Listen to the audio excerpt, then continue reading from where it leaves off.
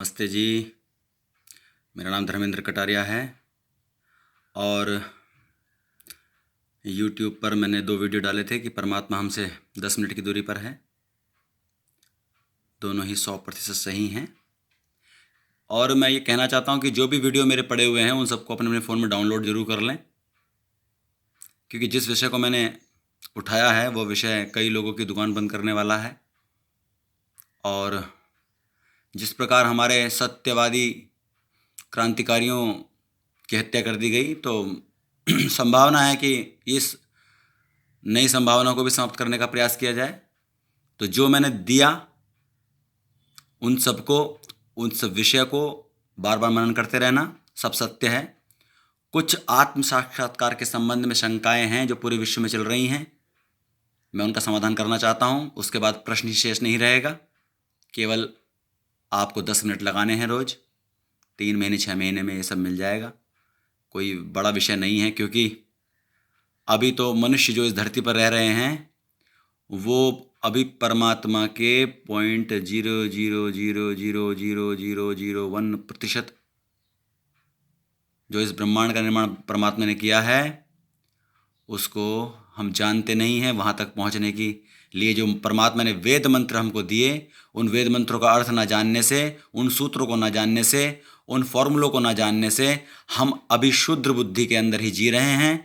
अभी ना अपने शरीर को इतना योग्य बना पाए कि हम 1000, 2000, 5000 साल जी पाएँ, ना हम ऐसे यान बना पाए कि हम अगले पृथ्वी तक पहुंच सकें, अगले सौरमंडल तक पहुंच सकें। अरे आर्यों, अरे सनातनियों, अरे विश्व के मनुष्यों, मेरी बात सुनो। ये जितने भी ब्रह्मांड में तारे दिख रहे हैं ना, ये सब सौरमंडल हैं। इन सब के पास में पृथ्वियां हैं। इन पृथ्वियों पर जीवन है। जहाँ 40-50 डिग्री टेम्परेचर है वहाँ हमारे जैसे जीवन है। वो हमारे लिए रुकने के स्थान हैं, ठहरने के स्थान हैं। और पूरे ऊर्जा के सोर्स से फैला हुआ ये ब्रह्मांड हमारे घूमने का स्थान है, हमारे मोक्ष का स्थान है। और मोक्ष के लिए कोई जरूरी नहीं है कि शरीर और आत्मा अलग ही हों। परमात्मा को आपकी आत्मा और शरीर का या आत्मा के अलग होने से कोई मतलब नहीं है। उसके लिए आप वैसे ही प्राप्त हो, चाहे आप शरीर में हो या शरीर से अलग हो। आत्मा और प्रकृति उसको वैसे ही प्राप्त है, चाहे वो एक साथ संयुक्त है या वो अलग अलग है, चाहे वो जीवन में है या वो मृत्यु में है। कुल मिलाकर परमात्मा को इस बात से कोई फर्क नहीं पड़ता, लेकिन हम सब मनुष्यों को बहुत फर्क पड़ता है। वेद मंत्रों को जानने के जो मंत्र, जो साक्षात्कार करने के मंत्र हैं, वो प्रक्रिया मैं आपको बता रहा हूँ। वो मैंने प्रक्रिया आपको बताई है। कुछ शंका समाधान है, मैं आपको बता देना चाहता हूँ।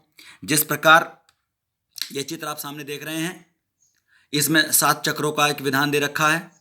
और हमारे कुछ आर्य सनातन भाई, हमारे कुछ गुरुवर, हमारे कुछ आचार्य इस बात से बिल्कुल इत्तेफाक नहीं रखते कि ऐसा कुछ होता है। तो मैं उनको बता दूं कि यह सब सत्य है। क्योंकि जब हम कहते हैं कि वेद मंत्र बोलते समय ओम भूर्भुवः स्वः तत्सवितुर्वरेण्यं भर्गो देवस्य धीमहि धियो यो न प्रचोदयात्, या ओम विश्वानि देव सवितुर्दुरितानि परासुव यद्भद्रं तन्न आसुव, कहते हैं अपनी कमर गर्दन सीधी कर लो, अपनी कमर गर्दन सीधी कर लो। अरे किस लिए सीधी कराते हो कमर गर्दन? क्या परमात्मा को इस कमर से, इस सर के सीधे होने से कोई फर्क पड़ता है क्या? नहीं पड़ता है, नहीं पड़ता है। लेकिन अष्टांग योग को फर्क पड़ता है, क्योंकि जैसे ही आप वेद मंत्र बोलते हो आपका वीर्य ऊर्ध्वगामी हो जाता है। और वो ऊर्ध्वगामी वीर्य जिस प्रकार हमारी नाड़ियां शरीर में फैली हुई हैं, उन नाड़ियों से होने का प्रयास करता है, ऊपर की तरफ चलने का प्रयास करता है। और अगर उस समय गर्दन हमारी मुड़ी रही, वो नाड़ियां मुड़ी रही, तो ये जो ऊर्जा ऊपर की तरफ बहती है, अगर इसका मार्ग अवरुद्ध हो गया तो शरीर क्षत विक्षत हो जाता है। उनको तंत्रिका तंत्र संबंधी समस्या आ जाती हैं, पैरालिसिस हो सकता है, हो भी जाता है, कईयों का हुआ भी है, कई नहीं जान पाए। और यह प्रक्रिया मैं इसलिए बता रहा हूं क्योंकि सन 2000 से 3 वर्ष पहले, लगभग 94 से 96, 97, 98, 1997 के अंदर जब मैं 11वीं क्लास के अंदर था, तब मेरा वीर्य ऊर्ध्वगामी हुआ।